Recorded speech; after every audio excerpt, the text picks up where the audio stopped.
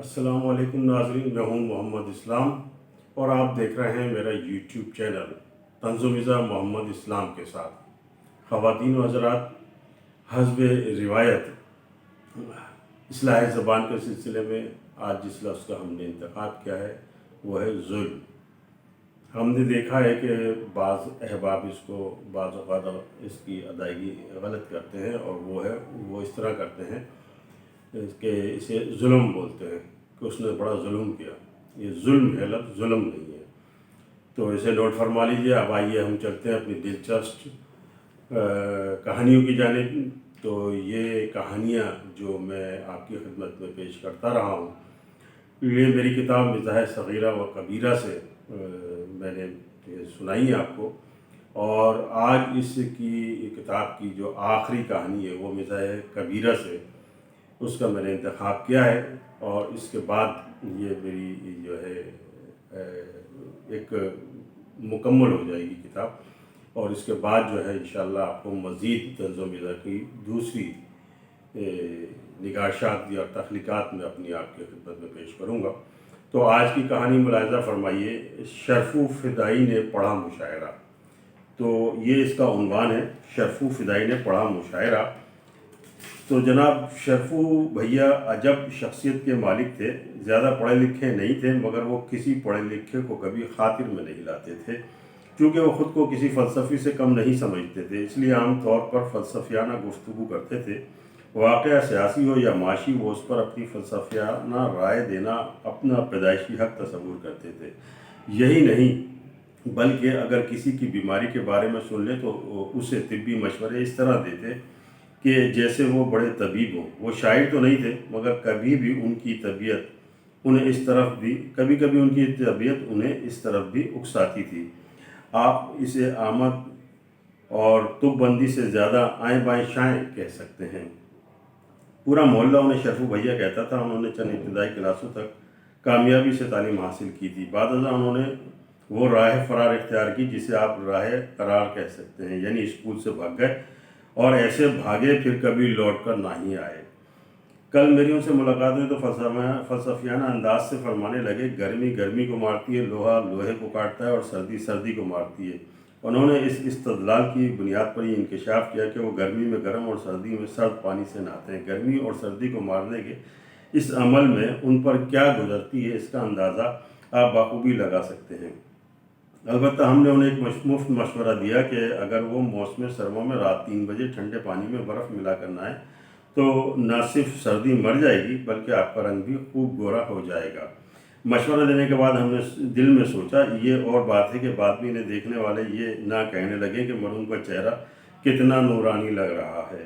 شرفو بھیا نے ہمارے مشورے پر عمل کیا یا نہیں، اس بارے میں نہ انہوں نے کچھ بتایا اور نہ ہی ہم نے ان سے کچھ دریافت کیا۔ شرفو بھیا گٹ کو تکیے کے طور پر استعمال کرتے ہیں، بات بے بات گٹ کہہ دیتے ہیں، وہ گٹ کہیں فٹ ہو رہا ہو یا نہیں۔ ان سے ملنے کوئی بھی آئے اور کوئی بھی بات کرے وہ فوراً گٹ کہہ دیتے ہیں۔ اگر آپ انہیں بتائیں کہ پیٹرول کی قیمت میں 5 روپے اضافہ ہو گیا ہے، وہ فوراً جواب دیں گے گٹ۔ اس خبر سے آگاہ کریں گے کہ آج کل شہر میں آٹے کی قلت ہے تو موصوف کا جواب ہوگا گڈ۔ بعض لوگوں کو ان کا اس طرح گڈ کہنا اچھا نہیں لگتا۔ گڈ کی اس تکرار سے بعض اوقات ایسی کشیدہ صورتحال پیدا ہو جاتی ہے جیسے پاکستان اور بھارت میں عموماً رہتی ہے۔ یہ واقعہ گزشتہ دنوں کا، جب ان کے ایک عزیز دوست کے والد کا انتقال ہو گیا۔ ان کے دوست بہت افسردہ تھے۔ اسی دوران ان کی ملاقات شرفو بھیا سے ہو گئی۔ ان کے دوست نے بتایا ان کے والد کا انتقال ہو گیا۔ یہ سنتے ہی شرفو بھیا نے برجستہ کہا گڈ۔ ان کا گڈ کہنا تھا کہ ان کے دوست تلملا کر رہ گئے اور شرفو بھیا کو برا بھلا کہنے لگے۔ اس دن سے آج تک وہ شرفو بھیا سے ناراض ہیں۔ کئی دوستوں نے ملاپ کی کوششیں بھی کی جو ناکام ہو گئی۔ ان کے تحقیق کلام کی وجہ سے اکثر ایسی صورتحال پیدا ہو جاتی ہے، مگر تاحال وہ گٹ پر قابو پانے میں ناکام رہے۔ شرفو بھیا کو سیاست سے بھی گہری دلچسپی ہے۔ وہ بیشتر سیاستدانوں کو بے وقوف قرار دیتے ہیں۔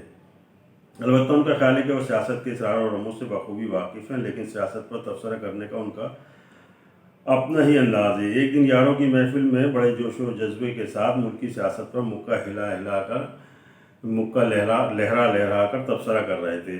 آپ ان کا انداز ملاحظہ فرمائیے اور فلسفیانہ انداز میں گویا ہوا ہے، بھائی دیکھو ہاون دستے میں سب مسالے ڈال دیے گئے ہیں، अब देखना ये है कि इन्हें कूटेगा कौन। उनकी बात खाकसार के सर से ऐसे गुजर गई जैसे 9mm पिस्तौल की गोली गुजरी हो। हमने इस्तफसार किया कौन से मसाले। उन्होंने मैकियावेली की तरह सियासत समझाते हुए कहा कि भाई महंगाई, बेरोजगारी, दहशतगर्दी, टारगेट किलिंग वगैरह को आवन दस्ते में डाल दिया गया। अब देखें इन्हें कौन कूटेगा। हमने दरख्वास्त की शरफू भैया इस आखिरी जुमले का मतलब भी समझा दें। उन्होंने हम पर ऐसे नज़र डाली जैसे कोई उस्ताद अपने घामड़ तालिब इल्म को देखता है।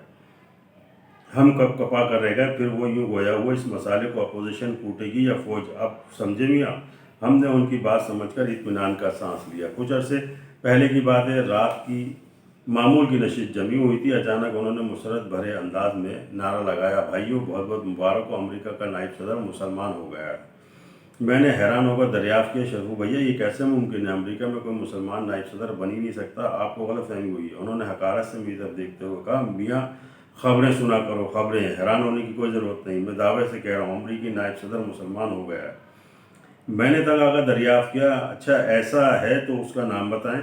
उन्होंने फ़ख्री अंदाज से बताया, अली गौहर। हमने अर्ज़ किया, आप गलत बयानी से काम ले रहे हैं और बिला वजह खुश हो रहे हैं। शरफू भैया बोले, मैंने टेलीविज़न पर कई बार इस नाम को सुना है। हमने संजीदगी से गौर किया और जहन पर जोर डाला तो बात कुछ कुछ समझ आ गई। बस फिर क्या था, हम सर पकड़ कर बैठ गए। हमें शरफू भैया पर हंसी आ रही थी। फिर हम बाकायदा हंसते ही चले गए। शरफू भैया को हमारी इस हरकत पर गुस्सा आ गया। कहने लगे, अरे मियाँ क्या पागल हो गए हो, ऐसे क्यों हंस रहे हो? हमने अपनी हंसी पर काबू पाते हुए कहा, शरफू भैया उसका नाम अली गौहर नहीं बल्कि अल गौर है। ये सुनकर शरफू भैया बोले, तुम पढ़े लिखे लोग मुझे अल्फाज के गोरख धंधे से बेवकूफ़ नहीं बना सकते। उन्हें अपनी हिमाकत पर मुसिर देखकर हमने वहाँ से राह फरार इख्तियार करने में ही आफियत जानी। एक दिन हम गली में दाखिल हुए तो रात की महफिल जमी हुई थी। शरफू भैया मुशायरा पढ़ रहे थे और उनके दोस्त उछल उछल कर उन्हें खूब दाद दे रहे थे। शरफू भैया में आने वाली ये तब्दीली मेरे लिए नाकाबिले यकीन थी। बहर के उन्होंने मुझे सामने में बैठ जाने का इशारा किया। मैं हैरान था उन्होंने शायरी कैसे शुरू कर दी, और वो भी अचानक। फिर मैंने सोचा, शहर में हर दूसरा शख्स शायरी कर रहा है, रोज़ शेरी मजमू शाया हो रहे हैं। लगता है माशरे में लोगों को शायरी करने के अलावा कोई काम ही नहीं है। अगर शेरी मजमू का मुताला करो तो एक म्यारी शेरी मजमू दिखाई नहीं देता। ऐसे में शरफू भैया ने शायरी शुरू कर दी तो क्या बुरा किया। लेकिन मैंने जब उनके अशार तवज्जो से सुने तो मेरा सर घूमने लगा और मुझे इतना गुस्सा आया जैसे मेरा बीपी 180 और 110 हो गया हो। शरफू भैया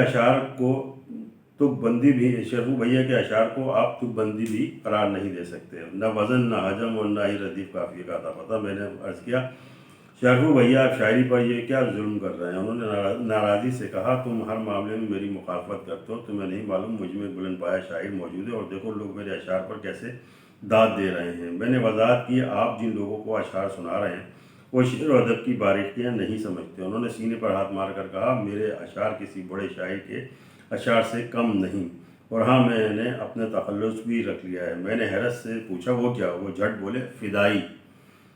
और सुनो, अब तुम मुझे शरफू फ़िदाई कहना बस। मैं उनके शायरी के ख़िलाफ़ ही नहीं था, बल्कि मुझे उनका तखल्लुस फ़िदाई भी ख़तरे से खाली दिखाई नहीं दे रहा था। इस ज़माने में मैंने शरफू भैया को बार बार ये एहसास दिलाने की कोशिश की कि वो कम अज़ कम अपना तखल्लुस ही बदल लें, मगर वो फ़िदाई से कम पर किसी सूरत तैयार ना थे। दरअसल वाक़या कुछ यूँ था कि शरफू भैया की ना तालीम थी और ना ही शायरी की समझ और ना ही उन्होंने किसी से तरबियत ली थी, मगर उनके करीबी दोस्तों ने उन्हें अजीब व गरीब ख्वाब दिखाने शुरू कर दिए थे, जिसकी वजह से शरफू भैया का ख्याल था कि बस मरने की देर है, फिर देखना कौम इकबाल, फैज़ और फराज से के बाद उन्हें ही अजीम शायर करार दे देगी। उन्होंने मुझसे दरियाफ़्त किया कि तुमने मैडम नूरजहाँ का वो गाना सुना है, गाएगी दुनिया गीत मेरे। तुम देख लेना मेरे मरने के बाद भी एक दिन दुनिया हमारे गीत गाएगी। हकीकत यह है कि मैं उनके दिल खुशफहम को राह रास्त पर लाने से कासिर था। शायरी के हवाले से उनका जज्बा शौक़ महंगाई की तरह बढ़ता चला जा रहा था और रुकने का नाम ही नहीं ले रहा था। रोज़ महफिलें जमती और वो उन पटांग किस्म की शायरी सुना रहे होते और उनके चेले चपाटे दाद ऐसे देते जैसे दंगल हो रहा हो।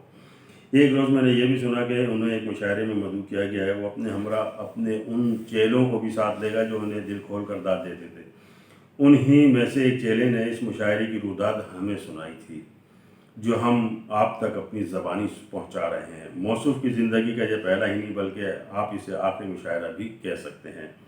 شرفو بھیا نے شعرا کی فہرست میں اپنا نام چند آخری شعرا میں رکھا تھا، اور اس مقصد کے لیے انہوں نے اچھی خاصی رقم خرچ کی تھی۔ وہ پہلا مشاعرہ پڑھنے کے لیے بہت پرجوش تھے۔ جب مشاعرہ شروع ہوا تو انہوں نے ہر شاعر کو اچھل کر خوب داد دی، لیکن ان کا انداز ایسا تھا جس نے انہیں شاعرانہ مقام سے ہی گرا دیا، لیکن ان کا خیال تھا کہ ان کے اس انداز سے ہر شاعر خوش ہوگا۔ مگر شعراء حضرات نے جلد محسوس کر لیا کہ نووالد شاعر مشاعرے کے اداب سے کم اور اکھاڑے کے اداب سے زیادہ واقف ہے۔ لیکن شرفو بھیا جو اب شرفو فدائی بنے ہوئے تھے، ان کے لیے اس وقت صورتحال بڑی غیر متوقع ہو گئی جب انہیں شعر سنانے کی دعوت دی گئی۔ جناب کسی شاعر کو کبھی کسی سامع نے بھی انہیں داد نہیں دی۔ جناب کسی شاعر تو کیا، کسی سامع نے بھی انہیں داد نہیں دی۔ سب حیرت سے ایک دوسرے کو دیکھ رہے تھے۔ پھر سرگوشیاں شروع ہوئیں، اس کے بعد ہوٹنگ کا مرحلہ آیا، پھر کچھ بن چلے ٹماٹر مارنے لگے۔ لیکن شرفو فدائی اس رویے سے نالاں ہونے کے بجائے ہمت ہارنے والے نہیں تھے۔ ان کے ایک شعر کا قافیہ تھا، ہوتا ہے کیا، جس پر کسی منچلے نے آواز لگائی، کھوتا ہے کیا۔ پھر کسی نے مزید آواز کسی، بات تو سچ ہے مگر بات ہے رسوائی کی۔ شرفو فدائی مشاعرے سے بے عزت ہو کر نکلے تو بہت افسردہ تھے۔ ان کے اندر کا غیر شاعر ورلڈ ٹریڈ ٹاور کی عمارت کی طرح بیٹھتا چلا گیا۔ انہیں اپنی عظمت کے خواب چکنا چور ہوتے ہوئے دکھائی دینے لگے۔ شاید اب انہیں یہ بھی نہیں معلوم کہ دنیا کس کے گیت گائے گی۔ بہرحال اس واقعے پر یہی کہا جا سکتا ہے کہ حیرت ہے ان غنچوں پر جو بن کھلے مرجھا گئے۔ البتہ انہیں اس مشاعرے سے یہ فائدہ ضرور ہوا کہ لوگ انہیں شرفو فدائی کی حیثیت سے جان گئے۔ ہمیں یہ رودات سن کر افسوس ہوا ایک ایک کر کے ہمارے سارے خدشات درست ہوتے جا رہے تھے۔ اس واقعے کے بعد کئی روز تک وہ ہمیں دکھائی نہیں دیے تو ہم نے ان کے قریبی دوستوں سے استفسار کیا، مگر سب نے انہیں مسنگ پرسن قرار دے دیا۔ ہم نے اپنے تعلقات استعمال کیے اور بمشکل ان کا پتہ چلایا۔ آپ بھی جان لیں، ہم نے آپ کو بتایا تھا کہ ہم فدائی تخلص سے خوش نہیں تھے اور ہمیں اس سے خطرے کی بو آ رہی تھی۔ تو بھائیوں، ہمارے یہ خدشات بھی درست ثابت ہوئے۔ ہوا کچھ یوں کہ جب شرفو فدائی مشاعرے سے رات گئے واپس اپنے گھر جا رہے تھے تو راستے میں انہیں کچھ پولیس اہلکاروں نے روکا اور ان سے ان کا نام دریافت کیا۔ انہوں نے فخر سے کہا، شرفو فدائی۔ فدائی کے لفظ پر پولیس اہلکار چونکے اور انہوں نے کہا، اچھا تو آپ فدائی ہیں، ہمیں آپ ہی کی تلاش تھی۔ اور پھر پولیس اہلکاروں نے انہیں گرفتار کر کے حوالات میں بند کر دیا۔ اس کے بعد ہم نے بڑی بھاگ دوڑ کی اور سفارش بھی کرائی۔ پولیس اہلکاروں سے مل کر انہیں قائل کیا کہ شرفو بھیا وہ والے فدائی نہیں ہیں جو آپ سمجھ رہے ہیں۔ بہرحال ہم نے بڑی مشکل سے ان کی جان چھڑائی۔ شرفو بھیا نے بتایا کہ پولیس اہلکاروں نے انہیں ڈرائنگ روم کی سیر بھی کرائی، جس پر میں نے ان سے دریافت کیا، کیا حال ہے، اب بھی شاعری کرو گے، فدائی تخلص استعمال کرو گے؟ جس پر شرفو بھیا نے کانوں کو ہاتھ لگائے اور شاعری سے توبہ کر لی۔ تو خواتین و حضرات، یہ تھی آج کی ہماری طنز و مزاح کی نشست۔ اس کے ساتھ ہی ہماری یہ نشست ختم ہوتی ہے، لیکن چلتے چلتے آپ سے روایتی درخواست کہ ہماری ان ویڈیوز کو لائک، شیئر اور کمنٹس کرتے رہیے گا۔ Thank you.